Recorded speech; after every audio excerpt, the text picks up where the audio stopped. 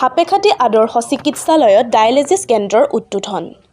আজি পুৱা 10 বজাত অসম চৰকাৰৰ মন্ত্ৰী অশোক সিংহালে চৰাইদেউ জিলাৰ সাপেখাতী আদৰ্শ চিকিৎসালয়ত ডায়েলিচিছ কেন্দ্ৰ শুভ উদ্বোধন কৰে অসম চৰকাৰৰ স্বাস্থ্য আৰু পৰিয়াল কল্যাণ মন্ত্ৰী অশোক সিংহালে। এই উদ্বোধন অনুষ্ঠানত অসম চৰকাৰৰ মন্ত্ৰী যোগেন মহন, প্ৰাক্তন সাংসদ তপন কুমাৰ গগৈ, বিধায়ক ধৰ্মেশ্বৰ কোঁৱৰ, প্ৰাক্তন বিধায়িকা নৱনীতা সন্দিকৈ, চৰাইদেউ জিলাৰ স্বাস্থ্য বিষয়া জ্যোতিময় শৰ্মাকে প্ৰমুখ্য কৰি ভালেমান সংখ্যক ব্যক্তি উপস্থিত থাকে। সাপেখাতীৰ পৰা মনোজ বৰাৰ ৰিপৰ্ট।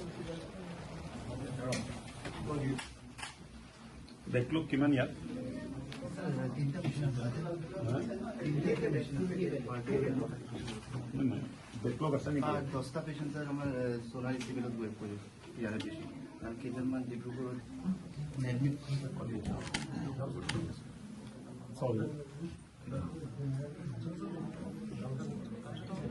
ডিব্ৰুগড়ত আছে নেকি? ইয়াতে সিভিল হসপিটালটো হয়।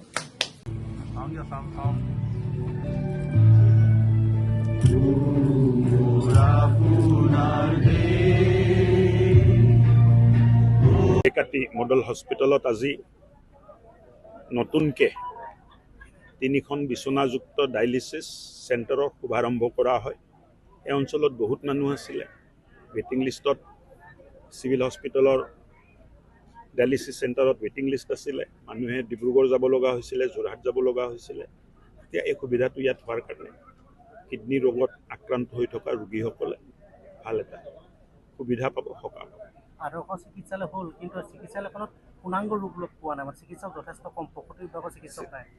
চিকিৎসক স্পেচিয়েলিষ্ট চিকিৎসকৰ কিছু অভাৱ আছে আমাৰ অসমত এতিয়াও, কিন্তু লাহে লাহে MBBSৰ অভাৱ যেনেকৈ নোহোৱা হৈ গ'ল, অহা বছৰ বা 2 বছৰৰ ভিতৰত স্পেচিয়েলিষ্ট চিকিৎসক আমি পাই যাম। মেডিকেল কলেজ 14খন হোৱাৰ পিছত এই সুবিধাটো আমাৰ আছে।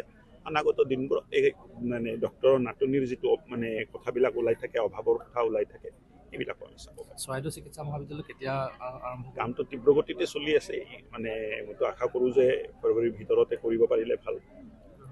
আৰু এটা কথা আছিল যে অখিল গগৈয়ে এটা বিস্ফোৰক মন্তব্য কৰিছে, সেই সন্দৰ্ভত কি ক'ব? যিহেতু ভোটাৰ লিষ্টৰ পৰা নাম কৰ্তনৰ কথা অভিযোগ কৰিছে।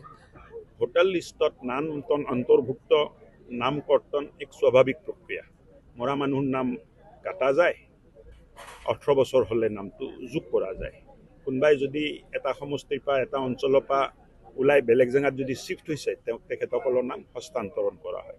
আৰু এই প্ৰক্ৰিয়াটো ইলেকশ্যন কমিশ্যনৰ 6 মাহ মূৰে মূৰে চলি থাকে, ইয়াত নতুন একো নাই। ষাঠিটা সমষ্টি আপোনাক নাম কৰ্তন কৰিবলৈ দায়িত্ব আছে বুলি কৈছে। 60টা সমষ্টি ক'ত ক'ত 60টা সমষ্টিত আপোনাক দায়িত্ব। এইটো কেনেকৈ সম্ভৱপৰ হ'ব পাৰে? মোক এটা কথা বুজাই দিয়কচোন।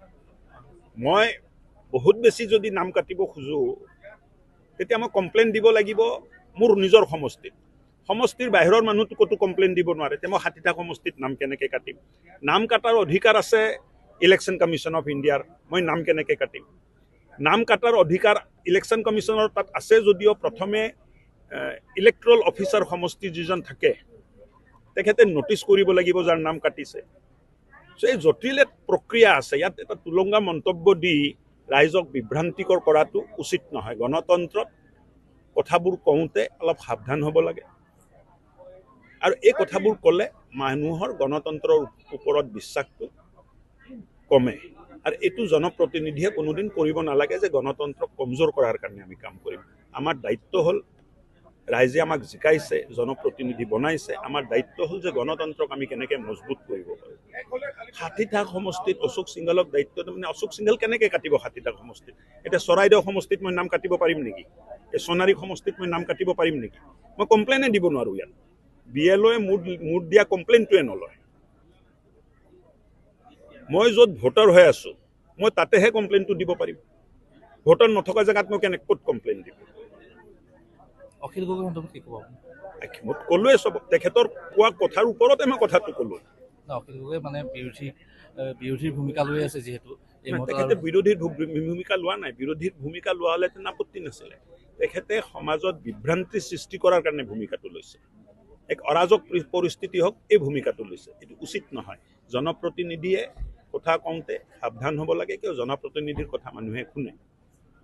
তাত তুলঙা মন্তব্য এটা দি গোটেই গণতন্ত্ৰৰ ওপৰত ৰাইজৰ বিশ্বাসটো হানি কৰা উচিত নহয়।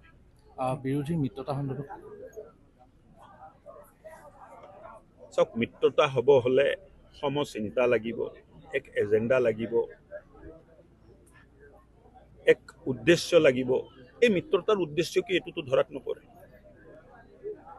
কোনো কমন এজেণ্ডা নাই।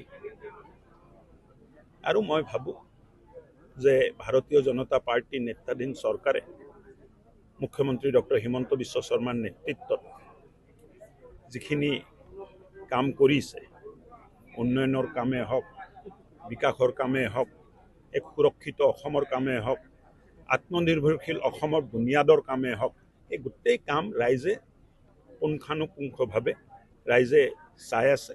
আৰু উচিত সময়ত ৰাইজে বিৰোধীসকলকো উচিত উত্তৰ দিব। আৰু আকৌ এবাৰ ভাৰতীয় জনতা পাৰ্টীৰ প্ৰতিষ্ঠা ডক্টৰ হিমন্ত বিশ্ব শৰ্মাৰ নেতৃত্বত।